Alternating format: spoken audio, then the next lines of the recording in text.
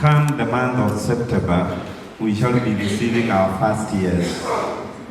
I'm asking Jimton Mwiti, who is a student leader, the do's and the don'ts for a boy child at campus.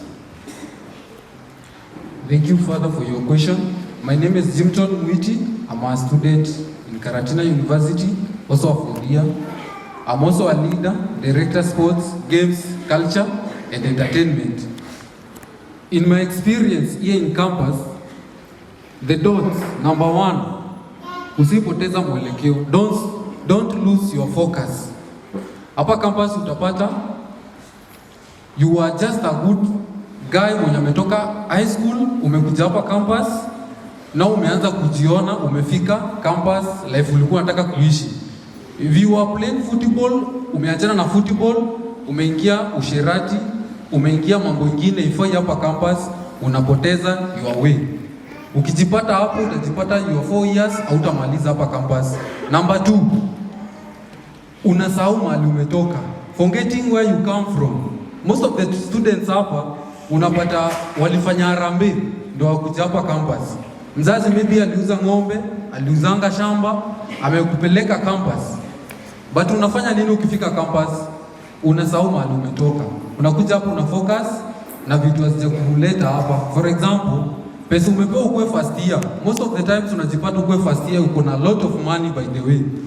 Hiyo pesa maybe ni 70k ulichangishiwa ndio ukakuja campus, ama mzazi tu amekupea juu amekuamini, ulipata good grade ukue high school.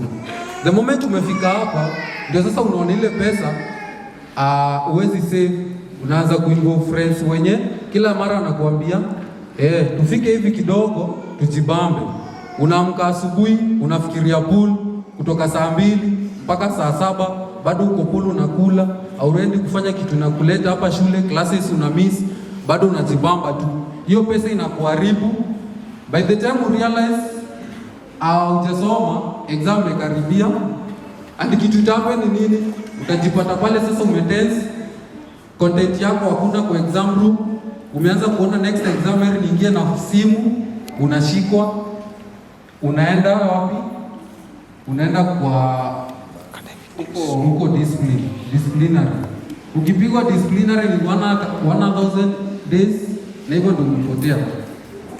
Number 3, unapoteza your way. Unajipata kila time uko na wrong way. Umeenda huko pool, umelewa, class hujaattend, umeshikwa na polisi, umepigana. Juzi hapa kulikuwa na case ya student amepigana na soldier. Ili happen kwa sababu gani? Unajipata na wrong way. Kila mara unasumbuana na lecturer. Umesikia cases mingi unapata lecturer amekushika exam room, wewe unataka kutoroka. Unakimbizana hapo polisi. Hivyo ndio unamaliza life yako. So, what about the do's? Kitu unafaa ufanya hapa campus ni gani? 1, choose your friend. Campus hakuwezi survive alone.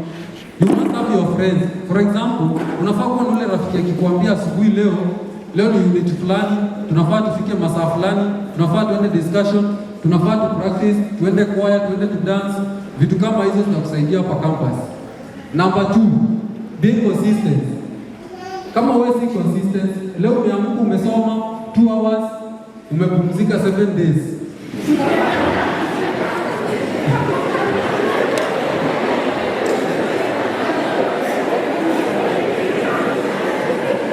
Kwa hivyo, umesema leo kabisa naamka 6, kidogo uko TikTok kuscroll, na hivyo ndio time imeenda. You are not consistent.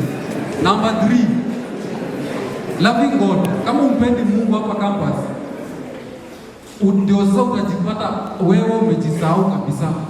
When you are not loving God, ndio utapata umekosea mwenzako, ndio unajipata ina fight, ndio unajipata kila time father ni wana set na wewe example hapa mbele. Wewe ndio unalala kwa mtaro, wewe ndio tunapiga na wewe content TikTok, ndio una trend kila saa. Na ukifanya hizo vitu zote 3, trust me, your campus life itakuwa sweet na utafika for year like us na utagraduate vizuri. Shukrani sana. God bless you.